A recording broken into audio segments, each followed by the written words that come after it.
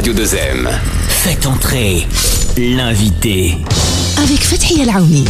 Bonjour, aujourd'hui dans Faites entrer l'invité, nous allons parler d'argent et plus précisément de nos économies. Le saviez-vous ? Cette semaine se tiendra à Casablanca un salon entièrement dédié à l'épargne. C'est la 2e édition, un salon sur 4 jours qui va réunir des banques, des assurances, toutes les catégories socio-professionnelles du secteur. L'occasion pour nous de faire un focus sur l'épargne. Comment faire des économies quand le pouvoir d'achat est difficile, quand les prix flambent et que nous avons déjà du mal à joindre les deux bouts. Sommes-nous des épargnants ? Comment ça marche ? Est-ce que tout le monde peut épargner ? Quels sont les avantages ? Au Maroc, quelles sont les populations concernées ? Jeunes, moins jeunes ? Sommes-nous des épargnants tout au long de l'année ou seulement dans les situations d'urgence ? Comment se faire accompagner ? Celui qui va répondre à toutes ces questions, c'est Adil Hlimi. Il est directeur de rédaction de boursenews.ma et membre du comité d'organisation de ce salon de l'épargne. Bonjour Adil. Bonjour Fathia. Merci d'avoir répondu à notre invitation. Alors juste avant de parler de ce salon, un état des lieux. Sommes-nous tout d'abord des bons épargnants ? Et si oui, de quelle manière le faisons-nous ? Alors, question difficile, mais question à laquelle on peut répondre. Est-ce que nous sommes de bons épargnants ? Je dirais oui. Historiquement, le Marocain sait épargner. On a des habitudes ancestrales qui viennent de nos ancêtres, de nos grands-mères, etc., avec une épargne qui va être généralement dans l'or et dans les bijoux un peu autour de l'or. On a toujours su épargner au Maroc. Malheureusement, il y a eu des phases où, avec la financiarisation de l'économie, pas tout le monde a pu suivre à un moment. Et puis, on est passé aussi par des moments plus ou moins difficiles économiquement, qui ont fait que de temps en temps, par exemple après la crise du Covid, eh bien, la capacité des Marocains à épargner a été un peu entachée. Donc oui, on sait épargner, non, on ne le fait pas assez, et des fois, on ne le fait pas de la manière la plus optimale possible. Est-ce que c'est aussi parce qu'a priori, en général, c'est malheureux à dire, mais ce sont les plus aisés, est-ce qu'on peut dire ça d'ailleurs, que ce sont les plus aisés qui parviennent à économiser ? Alors ça, c'est une perception un peu fausse. C'est vrai que quand on regarde la chose un peu de manière superficielle, on a l'impression que ce sont les plus aisés qui ont la capacité à épargner le plus. En réalité, quand on regarde le système d'épargne au Maroc, il y a une épargne qui est dite obligatoire, notamment pour les salariés du privé, pour les salariés du public. Pour un ensemble de la population, c'est l'épargne retraite notamment, et pour laquelle on va cotiser de manière obligatoire. Dès qu'on est en train de travailler, on va cotiser à la CNSS, et quand on est dans le secteur public, on va cotiser dans la CMR. Alors c'est une épargne un peu passive parce qu'on ne choisit pas et on ne voit pas passer cet argent qui va aller dans notre épargne, mais c'est de l'épargne quand même. Et là, y compris les revenus intermédiaires et les revenus faibles, tout le monde épargne. Après, bien entendu, plus on a de moyens, plus on a de solutions et d'options en matière d'épargne, on peut optimiser plus, on peut mettre beaucoup plus de côté, etc. Il y avait un chiffre qui est passé inaperçu, c'est une étude qui a été réalisée par le FMI qui est très intéressante, elle a été réalisée en 2023, et elle montrait que lorsqu'on a traversé le fameux épisode inflationniste sévère de 2023, où l'inflation avait par moment atteint les 10%, eh bien figurez-vous que les ménages à revenus faibles mettaient jusqu'à 60% de leurs revenus dans l'alimentation. Ah bon ? C'est énorme. Ah oui, c'est énorme. Donc on avait une inflation qui était de 10% à l'époque, et vous avez certains revenus, certaines parties de la population qui mettaient plus de la moitié de leur salaire dans de l'alimentation, dans du quotidien. Donc là, c'est très difficile d'épargner quand on est dans ça. Alors que les populations les plus aisées, les revenus les plus élevés, restaient autour d'une moyenne qui va être entre 15 et 20% au maximum. Pour certains, c'était beaucoup plus, c'était autour de 10%, voire un peu moins dans l'alimentaire. Et quand vous avez réglé ces problèmes alimentaires, ce qui reste, c'est un peu de... Bien sûr, il y a d'autres charges fixes importantes dans le mois, mais quand même, ça vous laisse des capacités pour pouvoir épargner et mettre de côté. Donc, lorsque vous êtes dans une période où l'inflation est élevée, c'est difficile d'épargner, surtout quand vous êtes avec un revenu faible. Quand vous passez par des phases où le chômage est un peu élevé, comme maintenant, on est à 13,6%. Exactement, c'est ce que j'allais vous demander. Quand on a un taux de chômage important, ça colle pas presque de se dire de faire des économies et faire de l'épargne. Tout à fait, on ne peut pas, parce que pour faire des économies, encore faut-il avoir des ressources qu'on puisse utiliser dans la consommation, et ce qui reste doit être épargné. Donc là, on n'a même pas de quoi consommer quand on a un chômage à 13,6%.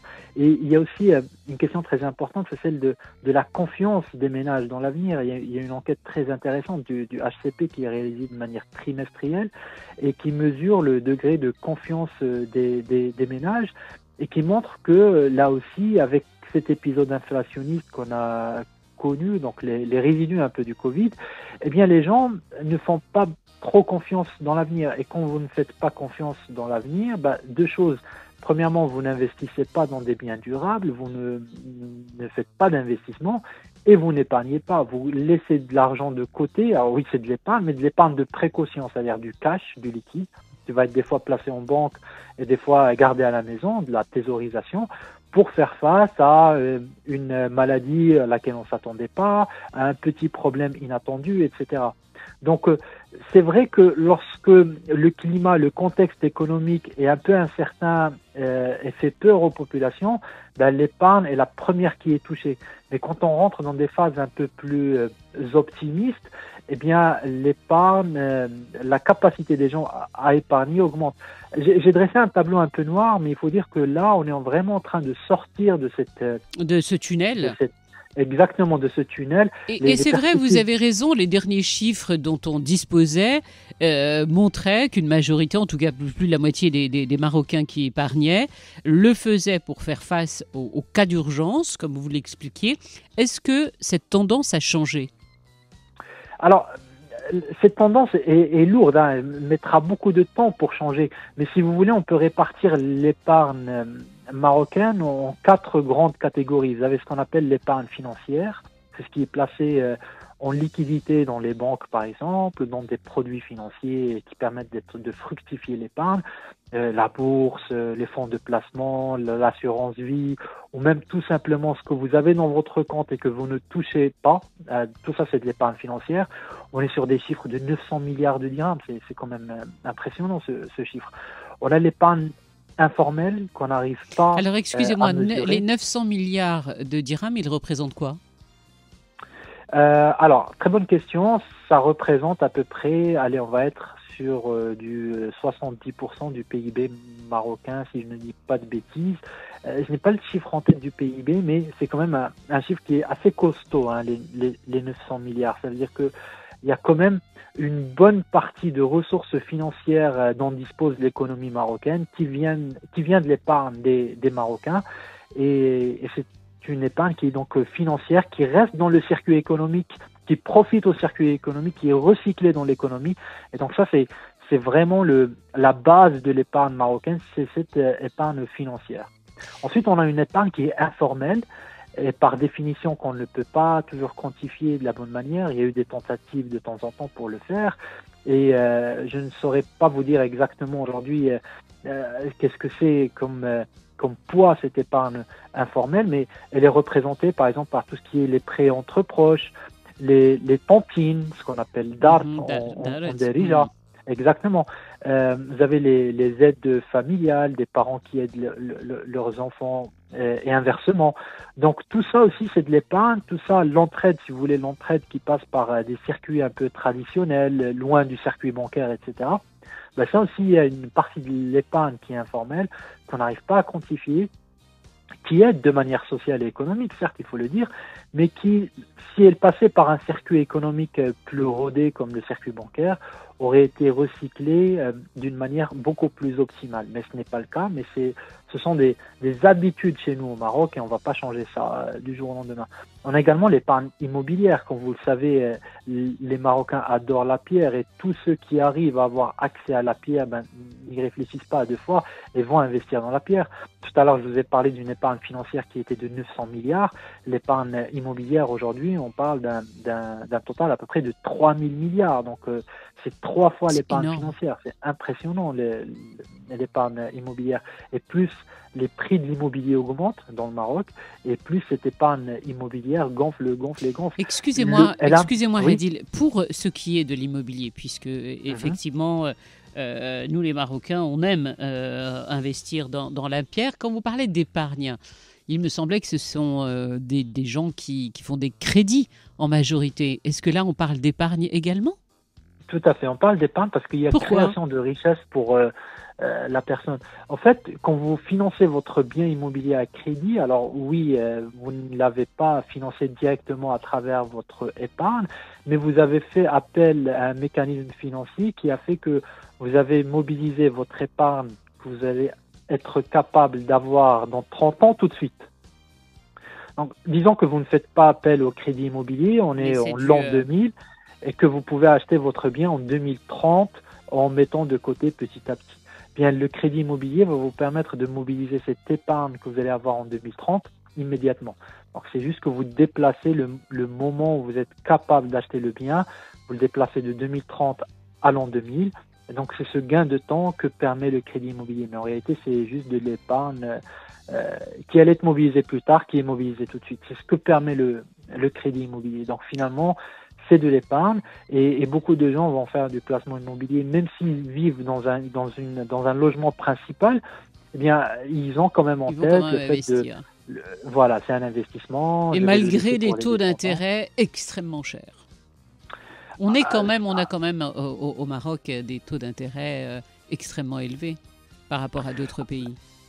Alors, par moment, on a baissé jusqu'à 3-4%. Si vous comparez par rapport à l'Europe, c'est 4 fois plus cher qu'en Europe. Oui. Donc, oui, c'est beaucoup plus cher. Quand vous comparez à des pays comme nous, c'est beaucoup moins cher. Hein. Si vous comparez à d'autres pays en Afrique, y compris en Afrique du Nord, les taux d'intérêt sont à 9, 10, 12% pour l'immobilier. Vous savez que dans certains pays de la région, en Afrique subsaharienne notamment, quand vous êtes salarié du privé, il vous est très très très difficile d'avoir accès à un crédit immobilier. Seuls les salariés les fonctionnaires de l'État y ont accès parce que justement il y a la garantie de l'État. Et donc ça dépend de comment vous regardez la chose. Si vous regardez par rapport aux pays du Nord, oui c'est très cher. Si vous regardez par rapport à des pays un peu comparables, on est à des niveaux de taux d'intérêt qui sont intéressants. Donc ouais, il y a débat là-dessus. Je pourrais pas vous dire oui ou non. C'est vraiment d'où vous regardez Ça me va. Alors, ce qui va intéresser beaucoup nos auditeurs aujourd'hui, c'est que vous nous expliquiez si tout le monde peut épargner, quel que soit son âge, quelle que soit sa situation financière. Alors, tout à l'heure, vous avez dit quelque chose de très intéressant. Est-ce qu'il faut être fortuné pour pouvoir épargner? J'ai essayé de répondre non en essayant de donner des arguments. Et ça rejoint la question actuelle. En fait, beaucoup de gens, si vous leur dites commence à épargner 100, 150, 200 dirhams par mois, ils vont vous dire cet argent, c'est pas du tout intéressant comme épargne, autant aller le consommer. Et ça fait que finalement, les gens passent à côté d'opportunités. Ce qu'il faut faire, c'est commencer jeune, le plus jeune possible, et peu importe le montant. C'est ça la règle de base. Il y a 2 règles de base. Commencer jeune et peu importe le montant. Alors, si parmi vos auditeurs, il y en a beaucoup qui nous écoutent, qui ont dépassé l'âge de la jeunesse, on dirait, chacun placera là aussi le curseur là où il le souhaite, qui ne se disent pas que c'est trop tard. Parce que voilà, justement, par exemple, un de nos auditeurs a près de 60 ans. Est-ce que ça vaut le coup encore d'épargner? Oui, il pourrait toujours épargner, mais bon, disons que c'est un peu en retard dans la mesure où il faudra mettre des montants très importants de côté pour pouvoir, voilà, exactement. Par contre, si votre auditeur demande à ses enfants ou même avec ses petits-enfants de commencer à épargner à l'âge de 20, 21 ans, ben là, quel que soit le montant qu'ils vont mettre de côté, eh bien à un moment, lorsqu'ils auront besoin de cette épargne pour acheter un bien immobilier, pour la retraite, pour payer l'école des enfants, la scolarité des enfants, etc., eh bien, ils vont trouver qu'il y a un pactole assez intéressant qui s'est constitué avec l'âge, qu'ils n'ont pas vu venir forcément, parce que quand vous mettez 200, 300 dirhams par mois de côté, même si vos revenus ne sont pas élevés, vous ne voyez pas passer cet argent. Oui, on ne se rend pas compte, c'est des petits montants voilà, et accumulés. Vous alliez le consommer, Quoi qu'il arrive. Là, Exactement. Donc là, il est mis de côté. Il crée de la valeur parce qu'il est investi dans le secteur financier. Donc le secteur financier va investir ça. La caisse de retraite dans laquelle vous mettez cet argent va l'investir dans l'économie. Ça va rapporter des gains. Et donc les gains apportant des gains, il y a un système de capitalisation qui va faire qu'à un moment, vous allez vous retrouver avec une épargne solide et qui va vous aider. Le problème au Maroc, concernant, par exemple, les produits de retraite, c'est que les gens commencent à y réfléchir à partir de l'âge de 40 ans, 45 ans. Oui, pour ne pas ans. dire 50. Hein. Exactement. Surtout, Très on tard, le voit dans en les tout cas. métiers libéraux, les médecins, les avocats, qui n'avaient jusqu'à présent, donc là, ça a été réglé avec l'AMO, mais avant, ils n'avaient pas de caisse de retraite. Ils commençaient à penser à ça. Parce que Hadil Haimi, nous avons aussi un secteur informel important dans le pays, et c'est vrai que tant que les personnes travaillent, c'est pas une préoccupation majeure, c'est ensuite qu'on y pense. Je vais en revenir à ce salon qui va se tenir à partir donc de mercredi prochain, et c'est jusqu'à dimanche, hein, c'est ça? C'est jusqu'à samedi. D'accord, donc du 20 au 23 novembre, ce sera à Casa-Enfa. Qui y participe? Alors, on a l'ensemble de l'écosystème de l'épargne au Maroc qui va y participer. On a les caisses de retraite publiques et privées. On a les régulateurs du secteur financier, donc Banque Centrale, l'autorité de marché des capitaux qui régule aussi, l'autorité de contrôle des assurances qui seront là. Donc, ils vont faire beaucoup de pédagogie autour de l'épargne, notamment l'épargne retraite. Nous avons les banques, nous avons les compagnies d'assurance, nous avons la bourse de Casablanca pour montrer aux gens qu'on peut investir en bourse même quand on n'a pas beaucoup de moyens et même quand on n'a pas beaucoup de connaissances. Il y a des outils aujourd'hui qui permettent de se former et d'épargner de faibles montants et d'essayer de les rentabiliser.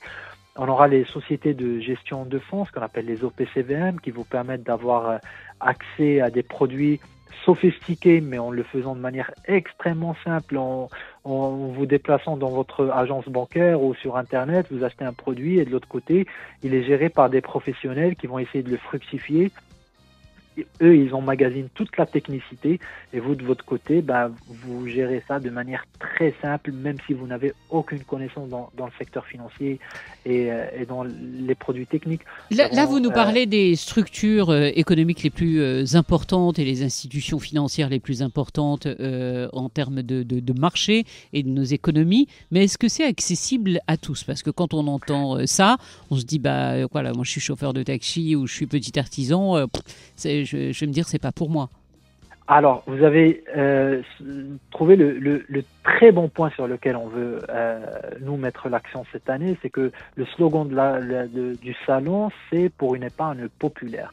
Donc, que vous soyez jeune ou vieux, que vous soyez fortuné ou pas, vous allez trouver dans ce salon tout ce qu'il faut pour une solution sur mesure concernant votre épargne. Parce qu'aujourd'hui, on a des solutions de micro-épargne qui sont destinées à des gens à faible revenu et qui souhaitent épargner. Vous savez, aujourd'hui, il y a des produits obsèques en épargne où vous mettez 100-200 dirhams par an, je dis bien par an, et à la fin, s'il y a des obsèques, s'il y a un décès, eh bien, toutes les obsèques, et vous savez, les gens qui nous écoutent ont tous eu des histoires malheureuses autour de nous, c'est comme ça, c'est le cycle de la vie, on a tous vécu ça de près ou de loin.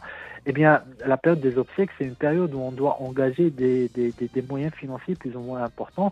Eh bien, ce type de produit, par exemple, vous permet d'avoir un capital conséquent pour gérer, par exemple, des obsèques. C'est un sujet qui est un peu tabou, mais c'est un sujet réel pour beaucoup de Marocains. Il y a beaucoup d'assurances. Bien sûr, et vous mettez 100 ou 200 dirhams par an de cotisation et vous en bénéficiez au moment où vous signez le contrat. Donc ça, c'est très important. Est-ce que, par exemple, un jeune couple qui va venir à ce salon et qui ne sait pas comment faire des économies, ou alors des parents pour faire une épargne pour les études de leurs enfants, ou ailleurs, il y aura des personnes, donc, vous nous dites, pour les conseiller de ce qui convient le mieux pour eux? Tout à fait. Nous avons cette année pas moins de 25 exposants qui seront présents. Tous sont outillés, formés, informés, parlent en arabe, parlent en français, répondent à tout type de questions pour justement offrir aux gens les solutions qui leur sont adaptées. Que l'épargne soit importante, moins importante. Je donnais tout à l'heure l'exemple d'une micro-épargne. Là aussi, vous aurez des organismes qui proposent de la micro-épargne. On a tout ce qui est finances participatives. Les banques participatives seront là également pour répondre à des solutions pour des gens avec des convictions par rapport à des solutions chariatiques. Donc, l'ensemble de ces personnes-là, vous avez cité le jeune couple, un jeune couple typiquement doit commencer à s'intéresser à ces sujets-là tout de suite et il va trouver dans ce salon des solutions concrètes par rapport à ces questions. Comment épargner, combien ça va me rapporter et l'avantage d'avoir tout le marché dans le même lieu, c'est que vous pouvez négocier, vous pouvez avoir les prix tout de suite et une démarche qui vous prendrait des semaines et des semaines. Y compris des simulations ? Exactement, y compris les simulations sur tous les types de produits. Aujourd'hui, il y a des compagnies d'assurance sur l'épargne retraite où vous leur dites combien vous voulez avoir dans votre retraite, combien vous reste d'années en cotisant, combien vous voulez avoir en retraite et ils vous disent tout de suite combien vous commencez à cotiser à partir de maintenant. Donc, vous pouvez simuler sur place, avoir un résultat tout de suite et puis surtout comparer les offres. Vous avez tout le monde au même endroit, donc vous faites le tour de stand. On peut faire le comparatif même d'une banque exactement, et repartir à une autre. avec une décision. Exactement. Passer 30 minutes, 40 minutes, 1 heure, vous avez ça. Et puis, on a programmé également 25 conférences pendant le salon pour justement expliquer aux gens comment ça se passe. C'est des conférences où il n'y a pas beaucoup de blabla, c'est des 30-40 minutes où on va directement droit au but, on explique le produit, comment il marche, à qui il est destiné, combien on peut gagner en le faisant et on permet aux gens de poser des questions aux professionnels justement pour avoir une idée très claire sur ce qu'ils vont faire pour leur épargne. Mais écoutez, je crois que vous m'avez convaincu. Je vais y aller. Je vais aller vérifier tout ce que vous nous avez dit. Mais c'est vrai que c'est tentant parce que la difficulté majeure, c'est d'aller de banque en banque, essayer de trouver le taux le plus intéressant. Et puis quelquefois, des mécanismes que nous ne connaissons pas, comme effectivement des personnes qui arrivent à l'âge de 40 ans, qui n'ont jamais cotisé à la retraite. Et c'est vrai qu'il y a plein de solutions dont on n'est pas spécialement au courant, et puis de nouveaux mécanismes qui se sont mis en place également au Maroc durant ces dernières années. Tout à fait.